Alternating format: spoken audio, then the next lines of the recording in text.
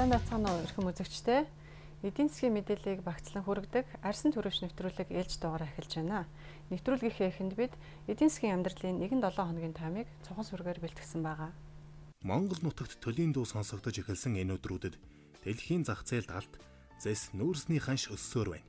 Bloomberg-ийн хамгийн сүүлийн мэдээллээр алтны ханш сүүлийн 2 хоногт 11 ам доллараар өссөн мэдээ байна. Харин дотоодын зах зээлд бол гадаад валютын Монгол төгрөгтэй харьцах ханш бага зэрэг нэмэгцээр байгаа. Бас махны үн тогтвортой бараг хямд гэж хэлж болохоор байсан бол даваа гарагаас эхлэн өсч хаврын тарчиг цаг ирснийг сануулж эхэллээ. Мэдээж түүхийд тэр дундаа ноолуурын ханш энэ хавар хашраасан их өндөр үнээр зарагдаж байгааг хэн бүхэн мэднэ. Ханшийн энэ хөдөлгөөнөөс гадна Монгол хүн бүрийн сонирхлыг татах эдийн засгийн нэгэн томоохон хөлөг онгоц зангууга татсныг Арьсан төрөвч үзэгчдэн онцолж байна. Удталд уншсан Монгол улсын хөгжлийн банк 800 тэрбум төгрөгийн үнд цаасны үндсэн болон хүүгийн төлбөрт Монгол улсын засгийн газрын нэрийн өмнөөс сангийн сайд зээлийн баталгааг тухай бүрдэн гаргаж байх шийдвэр гаргалаа. Энэ бол хөгжлийн томоохон төсөл.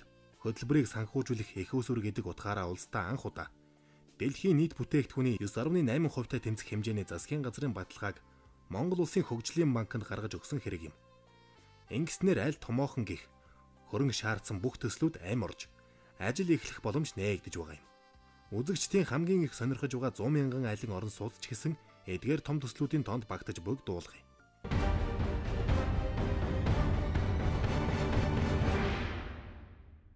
Дэлхийн хөгжлийн үзүүлэлтийн мэдээллийн сан гэж байдаг.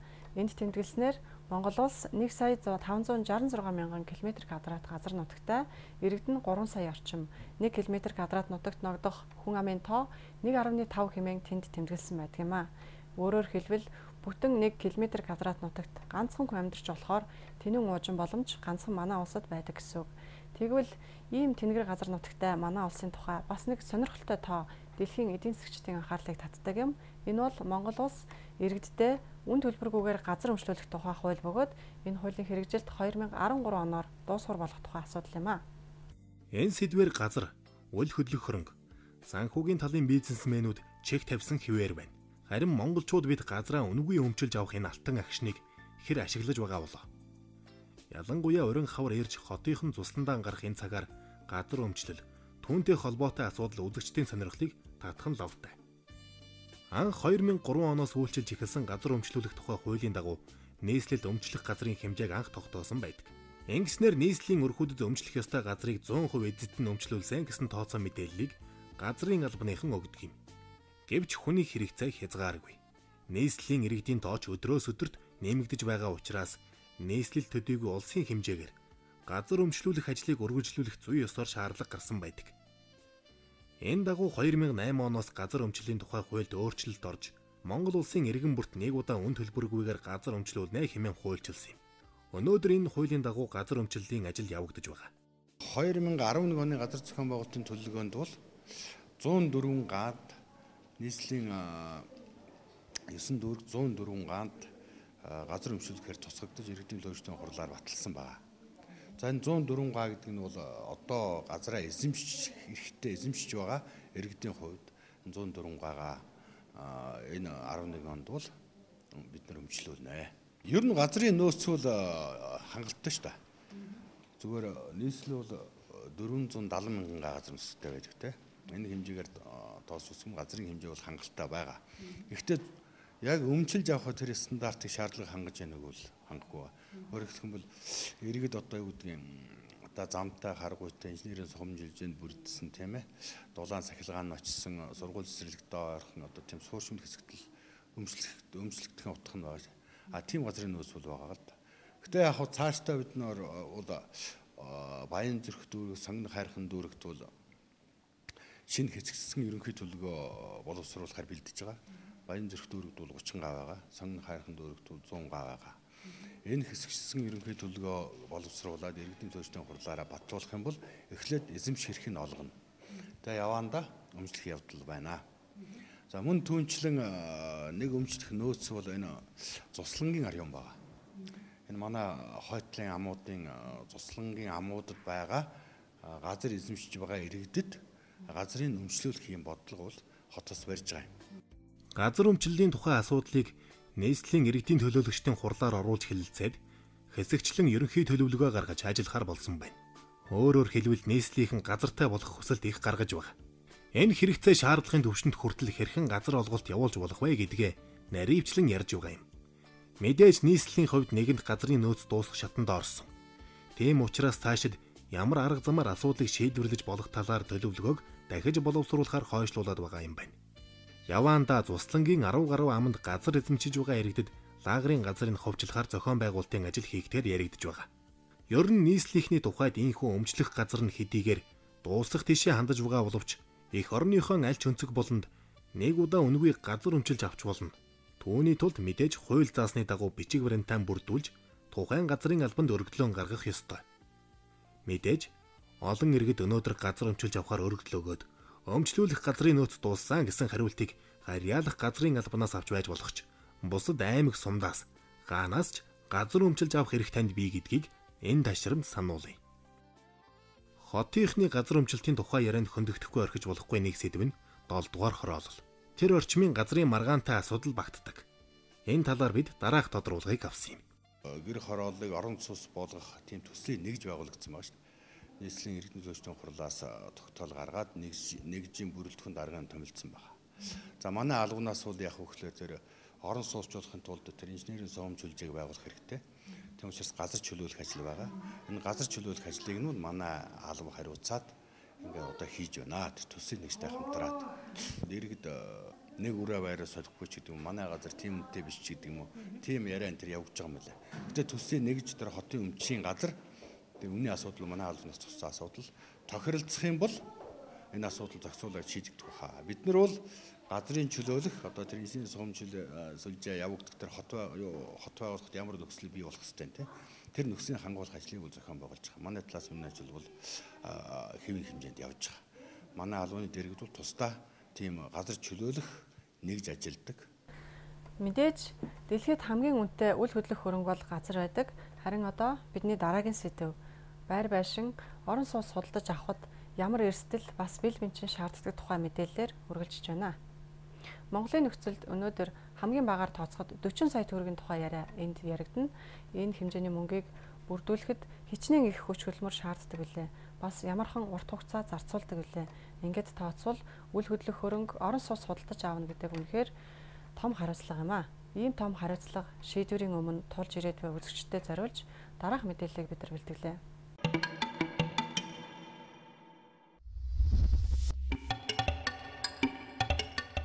Хэн нэгэн иргэн альва нэг гэр бүл гүнсний бүтээгдэхүүн худалдан авахдаа дэлгүүр рүү шууд алхаж очоод 8-аагаан хийчихдэг. Харин байр авах гэж байгаа бол та ямар ч байсан өөртөө 2 том зорилго тавих хэрэгтэй болно. Бас мэдээж талхны дэлгүүр рүү гүйдэг шиг хамгийн наад захын таарлцсан бараагаан худалдаж аваад суулчихгүй нь мэдээж. Тиймээс үл хөдлөх хөрөнгийн 8-ыг салхины хурдаар хийдгүй. Яаралгүй айжмар сонгож судалж хийх хэрэгтэй болдог. Үүний тулд мэдээж 1-дүгээрт ая тухтай байдлыг харгалзаж үзнэ. 2-дүгээрт эргээд зарлаа гэж бодоход үнэн нь буурахгүй. Ядаж авсан үнэ алдахааргүй байр сонгосон байх ёстой. Үүнээс гадна байрны чанар, байршил гэж шалгуур бий. Энэ бүхнээс гадна үл хөдлөх хөрөнгийн арилжаанд оролцогчдод анхаарах алтан дүрмүүд гэж бий юу? Тэр нь юу юм бол? Байршил бол хоёрхан хүчин зүйлээс шалтгаалдаг гэсэн үг байхгүй. Энэ байршил маань өнөөдөр байгаль талаас ямар нөлөөлөл байна те? Нөгөө үеэр хөрсний ус, за газар хөдлөлгөө нөгөө байшин муугар нөлөөлөлт хүчин зүйлсүүд хэрэг байна вэ? Хоёрт нь гэх юм бол хот төлөвлөлтөөр энэ байршил юу болох нь гэдгийг ихсэн авч үзэх хэрэгтэй. Хажууд нь том үйлдвэрийн барилга барьж байгаа нүггүй юу? Эсвэл сургууль эмнэлэг цэцэрлэг байгуулад нөгөө амьдрах орчин улам сайжрахаар байна уу? Хажууд нь нэртэй хүндтэй том хороолол ирээд тэр жинээгээр тухайн байршлын үнцэн өсөөд явчих нүггүй юу гэдгийг бол маш сайн бол судалж үзэх шаардлагатай. Хэрвээ нөгөө байгаль талаасаа нөлөөлөл багтай харин хот төлөвлөлтөөрөө ирээдүйн сайтай байвлын бол гарцаагүй сайн байршил болно гэсэн үг. Хамгийн сайн байршил за яг чанар арай бага үл хөдлөхөөрөнд худалдаад авчихад тэр хүн бол хожно л гэсэн. Мэдээж сайн байршил сайн чанартай үл хөдлөхөөрөнд худалдаж авахд бол ирээдүйд сайн гэсэн үг. Мэдээж энийг хүн болгон зорж байгаа. Гэхдээ хамгийн гол нь хүмүүс яадгүй гэхэлэр одоо өнөөдөр яг үйл хөдлөх хөрөнгийг яг өнөөдрөөр бодож аваад идэх гэсэн. Яг обойн ямар юм, хаалх нь ямар юм, цонх нь ямар юм гэхээсээ илүүтэй энэ байшин маань өөр үйл хөдлөх элемент нь юу юм, тэ үзэгдэх орчин юу юм, зам харгуун юу, дэд бүтцэн юу, инженерийн шугамшуулж усан хангамж нь юу юм, тийм үү? Тэгээ энэ байшин хэн байж гэнэ гэдэг бол маш их чухал гэсэн. Манай улсад үйл хөдлөх хөрөнгийн арилжаа 8-ны түүх эхлээд дөнгөж 20 жил л болж байна. Энэ хугацаанд үндэсний сайн барилгын компаниуд олноор төрөн гарлаа. Өчигдөр барилга барьж байсан. Өнөөдөр ч барьж буй. Бас маргааш байшин барих компаниуд олон байна. Барилгын ийм компаниудыг сонгох хэрэгтэй болох нь. Мэдээж барилгын компаниуд ашиг харж ажиллавал яв. Гэхдээ нөгөө талдаа хэрэглэгч нартаа хандсан сайн бүтээгдэхүүн үйлдвэрлэж чаддаг байх ёстой. Харин худалдан авагчийн хувьд байшин сонгох гэж байгаа бол бүгд өөр харьцангуй ондоо үнэтэй байгаа нь мэдээж. Гэхдээ хямдыг нь авснаар хождгүй гэдгийг дэлхийн улс орнууд амьдралд хэдийнэ нотолчихсон. Бас байршил ирээдүйн хот төлөвлөлт зэргийг сайтар судлаж даарсан үнийн төлж авснараа тухайн хүн өөрийн тав тухыг хангаж амьдрахаас гадна ашиг олж болно гэдгийг орон сууц борлуулалтын компани мэрэгжилтэнд зөвлөж байна. Жишээ нь бол манайх бол өнгөрсөн жил нэг хаус зарсан л да. 600 мянган $50,000 үнэлэгдэж хагаад яг төлөختөө бол $500,000 бэлэн төлөө зарсан. Тэгээ тэр яаж ийн гэхэд бол тэр орон сууцнд бол тэр хаусд бол тухайн гэр бүл 3 жил амьдраа зарж байгаа. 3 жилийн өмнө гэдэг чинь өнөөдөр 4 жилийн өмнө болж байгаа. 4 жилийн өмнө тэрийг бол метр квадрат нь $1,000 авсан гэдэг байхгүй. Тэгэхэд $1,000 гэдэг чинь $200,000 тухайн үед бол маш их мөнгө. Хэн бүхэн бол гаргаж чадахгүй хамгийн үнэтэй байрал авсан. Гэхдээ тэр хүн 3 жилийн хугацаанд хамгийн сайн хотгонд, хамгийн аюулгүй, хамгийн сайн хөршүүдтэй, хамгийн сайхан тав тухтай амьдарч байгаад буцаад гарахдаа $500,000 буюу тухайн гаргасан мөнгө 3 жилийн дотор 2 дахин нуглаад гараа авчих. Энэ бол нөгөө нэг сайн байрыг сайн үнээр авсан. Гэхдээ илүү сайн ашиг олсон. Тэгэхэд тэрний одоо бас нэг гарсан нь болохоор яаж нэхлээр муу байршилд яг чанартай сайн байр авсан. Метр квадратын $1,300 авсан. 3 жил амьдарсан. Буцаага зарахтаа $800 зарж байгаа. Тэгэхээр энэ нөгөө нэг байгальдлын нөлөөлөл, хүн амьдрах орчин энэ болгоно нөгөө муу үзүүлэлт болоод ирэхлээр байшин өөрөө хэдийн сайн чанартай ч гэсэн тухайн байршил нөөрөө муу болохоор ингээд үйл хөдлөх хөрөнгийн үнэлгээнд бол ийм сөргөө нөлөөлж байгаа. Үйл хөдлөх хөрөнгө сонгохдоо манайхан өөрсдөө явж судалгаагаа хийдгээ. Баахан зар уншиж олон янзын байр очиж үздэг. Тэгвэл тухайн худалдан авагчийн сонирхол болон санхүүгийн болцоог харгалзан хаана ямар байрыг хэдэн төгрөгөөр авч болох боломжийг үйл хөдлөх хөрөнгө борлуулагч агентууд хийдэг юм аа.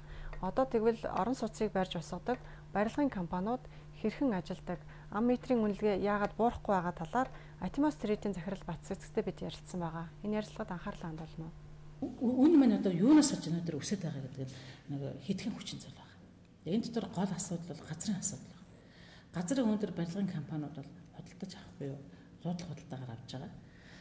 За дээрэс нь дэд бүтцийн асуудал байна. Бид нэг барилга барайл одоо ингээл эхлэхэд олон техникийн нөхцөл авдаг.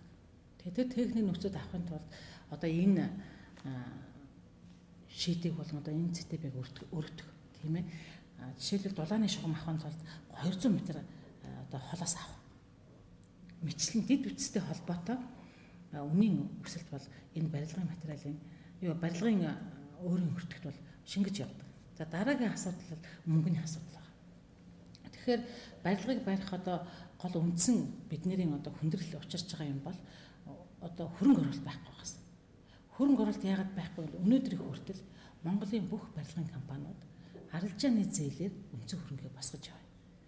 Тэгэхээр арилжааны зээлээр үндсэн хөрөнгө бүтээн байгуулалтыг одоо хийнэ гэдэг маань өөрөө арилжааны зээлийн хүн өнөдр ямар байгаа вэ? Жилийн одоо хамгийн доод хүн төгрөгийн зээл бол 15-аас дээш hodтой.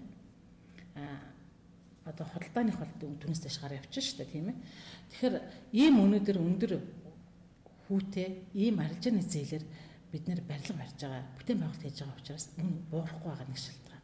Барилгын материалын өсөлт бол энэ барилгын үнийг өсгөх бас нэг гол хүчин зүйл болж явж байна.